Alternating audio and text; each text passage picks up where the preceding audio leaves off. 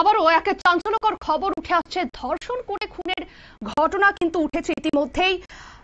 কাকদ্বীপের ঘটনা। আইনজীবীর চেম্বার প্রথম বর্ষের ছাত্রীর ঝুলন্ত দেহ। আইনজীবীর চেম্বারে প্রথম বর্ষের ছাত্রীর ঝুলন্ত দেহ ধর্ষণ করে খুনের অভিযোগ উঠেছে ইতিমধ্যেই। ঘটনা ঘিরে চাঞ্চল্য কাকদ্বীপে, তদন্তে পুলিশ। এ নিয়ে জানবো বিস্তারিত। আমাদের সঙ্গে যুক্ত হয়ে গেছে প্রতিনিধি গোপাল শীল। গোপাল, আবারও ধর্ষণ করে খুনের অভিযোগ উঠেছে ইতিমধ্যেই, কি জানতে পারছো?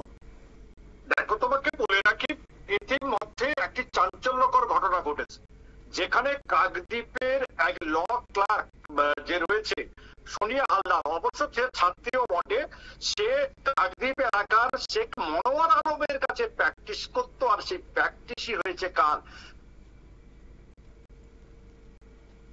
দুঃখিত, যান্ত্রিক ত্রুটির কারণে আবারও জানাচ্ছি, আইনজীবীর চেম্বারে প্রথম বর্ষের ছাত্রীর ঝুলন্ত দেহ উদ্ধার। আর এই ঘটনায় আবারও রীতিমতো চাঞ্চল্য ছড়িয়ে পড়েছে কাকদ্বীপ শহরে। তদন্তে রয়েছে পুলিশ। আইনজীবীর চেম্বারে প্রথম বর্ষের ছাত্রীর ঝুলন্ত দেহ উদ্ধার। এ নিয়ে জানবো বিস্তারিত। আবারও যুক্ত হয়ে গেছে প্রতিনিধি গোপাল শীল। গোপাল, কি জানতে পারছো? ঘটনার সাক্ষী রয়েছে কাকদ্বীপবাসী। ইতিমধ্যে সোনিয়া হালদার অর্থাৎ ল একটি প্রথম বর্ষের ছাত্রী, তার ঝুলন্ত দেহ উদ্ধার হয়েছে কোথা থেকে? কাকদ্বীপ কোর্টের আইনজীবী শেখ মনোয়ার আলমের অফিস থেকে তার দেহ পাওয়া যায়। যেটুকু জানা গেছে, ওই যে সোনিয়া হালদার গতকাল বাড়ি থেকে বেরিয়েছিল, প্রত্যেক দিন যেমন সে চেম্বারে যায়, অর্থাৎ এই আইনজীবীর কাছে যায় প্র্যাকটিসের জন্য, সেখানে যায় তেমন, কিন্তু গতকাল হঠাৎ করে বাড়িতে ফোন আসে রাতে যে তার বাড়িতে তার মৃতদেহ পাওয়া গেছে। তখন বাড়ির লোক সেখানে যায় বা পুলিশকে জানায়, পুলিশ গিয়ে মৃতদেহটি উদ্ধার করে এবং ময়নাতদন্তের জন্য পাঠিয়েছে।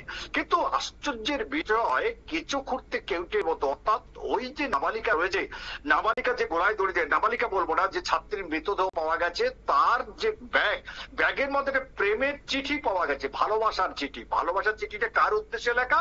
যে আইনজীবীর কাছে গেছিল শেখ মনোয়ার আলম, তার উদ্দেশ্যে লেখা, এবং সেখানে তার মৃত্যু হয়েছে বলে জানা গেছে। ইতিমধ্যে অভিযোগ অবশ্য নানা রকম উঠছে, কেউ বলছে ধর্ষণ করে মেরেছে, কেউ বলছে গোলায় দড়ি দিয়েছে। যাই হোক না কেন, পুলিশ ময়নাতদন্তের রিপোর্ট আসার পর আসল রহস্য ফাঁস করবে বলে মনে করা হচ্ছে।